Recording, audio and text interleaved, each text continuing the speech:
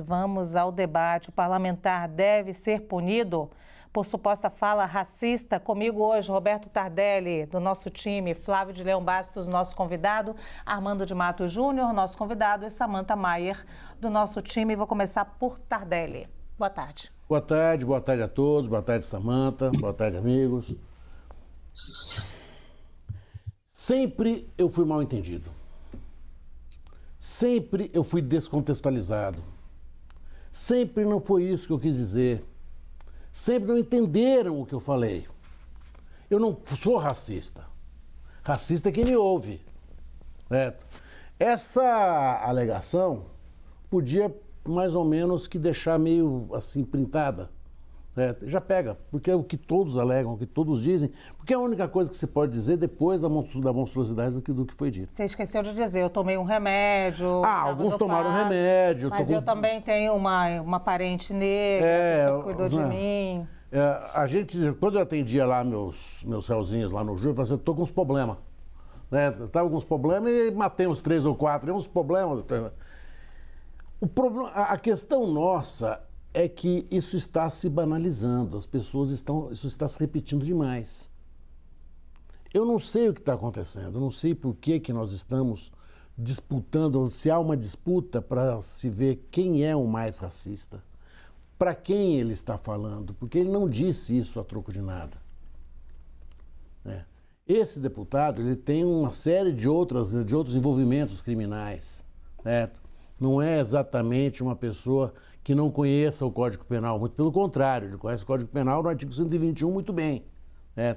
Que é o artigo que fala do homicídio. O que a gente precisa entender, e eu gostaria até de passar essa bola, o que está acontecendo? Por que nós estamos, toda semana nós temos 2 ou 3 casos. Tivemos um caso ontem de um pastor maluco lá de Miami, né? Falaremos daqui a pouco. Então vamos deixar para daqui a pouco, então, André Valadão, que simplesmente mandou matar a população LGBT. Né? Esse não mandou matar, mas deixou numa situação de animalização. Né? Que tem uma... Eu vi a matéria, eu vi o podcast.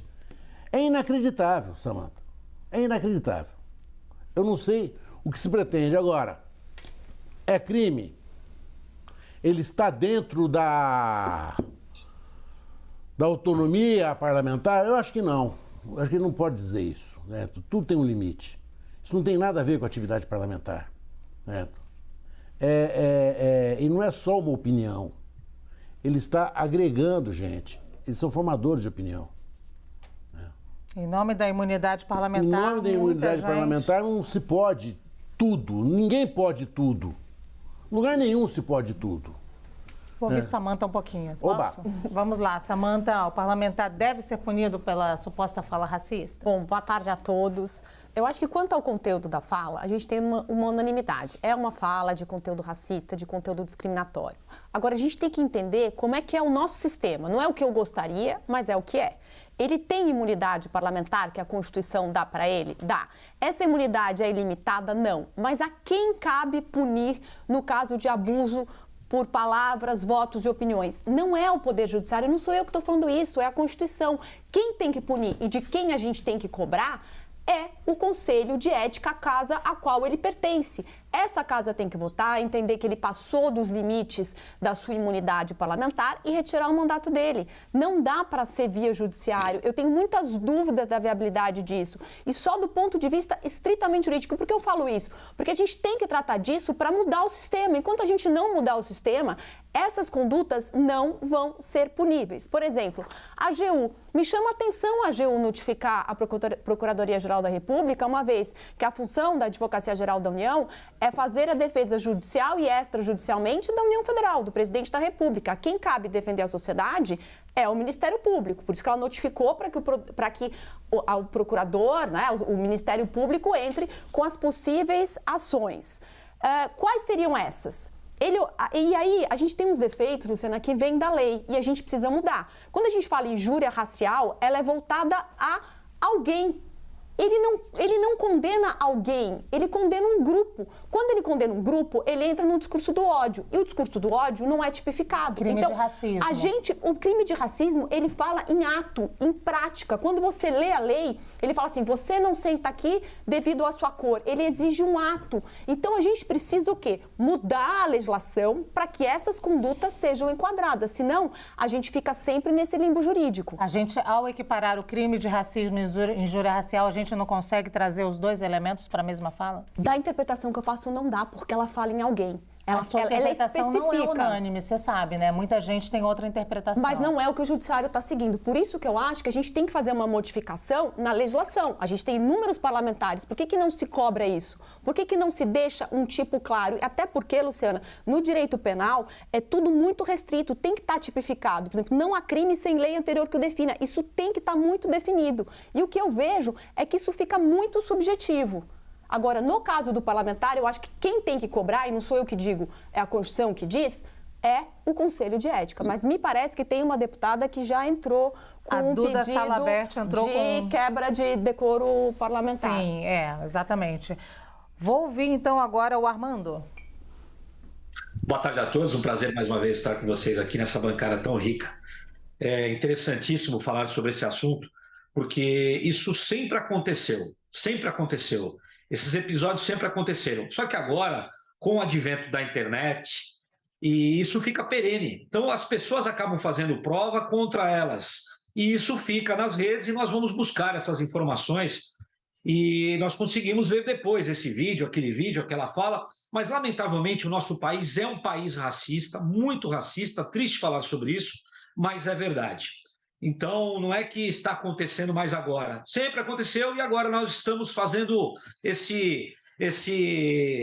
vamos dizer assim, guardando isso na internet e nós conseguimos acessar a qualquer momento. Importante o que a doutora Samantha disse, essa distinção, e as pessoas falam de forma equivocada. Olha, é crime de racismo, crime de racismo. Não, crime de racismo, um exemplo que ela já trouxe aqui, mas trarei outro. Imagina, eu tenho uma escola e falo, olha, fulano não vai estudar na minha escola porque é oriental. Fulano não vai estudar aqui porque é negro. Então, isso é racismo. Olha, não vai entrar no elevador social do prédio porque é negro, porque é oriental, porque é isso e aquilo. Isso é racismo. Agora, quando eu falo injúria racial, é outro tipo penal. Inclusive, a pena é outra, completamente diferente. É que é lógico, quando nós falamos em racismo, falamos no todo, né? Olha, isso é crime de racismo. Não é. São condutas distintas. E o Poder Judiciário trata de uma forma distinta. Quando eu falo em injúria racial, a pena é bem mais branda, né? A pena é bem menor. E com relação ao Conselho de Ética, muito bem ponderado, isso deve nascer na própria Casa do Legislativo. Vamos chamar assim, a corregedoria deles, o Conselho de Ética, deveria apurar e excluir esse tipo de integrante da casa ou das casas, para que isso não aconteça mais, até sirva de exemplo. Eu sei que daqui a pouco nós falaremos do pastor, você já disse que falaremos daqui a pouco, outro caso muito chato também, muito triste, mas vamos só ponderar isso. Injúria racial é uma coisa e crime de racismo é outra. E as penas são diferentes. A despeito, né, Armando, Samantha, Tardelli e Flávio, a despeito da gente falar com frequência aqui desse tema, a gente acompanha parlamentares dobrando a aposta, esticando a corda, né, a gente pode dizer, porque eles fazem mais e mais e mais discursos de teor homofóbico, de teor racista, e me parecem que não estão muito preocupados com isso, não. É o que dá a impressão às vezes, porque apesar da gente falar que esses crimes sempre existiram, talvez a gente não tenha visto com tanta frequência esses crimes no parlamento brasileiro. Pode ser até impressão minha. Vou te ouvir, Flávio. Boa tarde, Lu. Boa tarde, Samantha, Armando, Tardelli.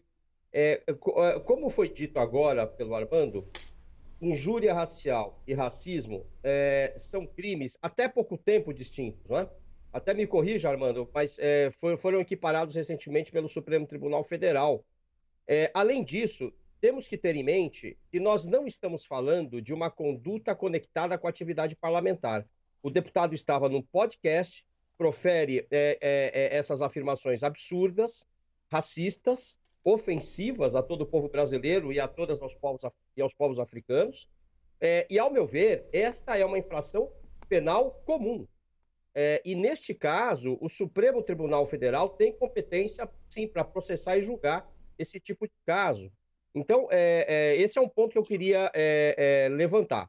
A outra questão, que pouca gente está comentando, é que, confirmando a sua postura racista, quando o ministro Silvio Almeida coloca no Twitter, posta no Twitter, que tomou providências junto à Procuradoria-Geral da República, o que me parece vai nesse sentido que eu acabei de colocar da competência do Supremo Tribunal Federal, o deputado volta a postar o seguinte: está aí mais um que prova que QI baixo é essencial ou necessário para apoiar ditaduras. Ele reforça a postura racista dele. Então, me parece que é um caso gravíssimo que precisa ser, com certeza, como disse a Samantha, sempre com propriedade, né? Iniciada na Casa Legislativa a qual pertence, mas me parece que o Supremo Tribunal Federal também tem competência nesse caso, salvo aí melhor juízo. É isso, viu, Lu? Muito obrigada. E o Supremo Tribunal equiparou o crime de racismo à injúria racial em 28 de outubro de 2021.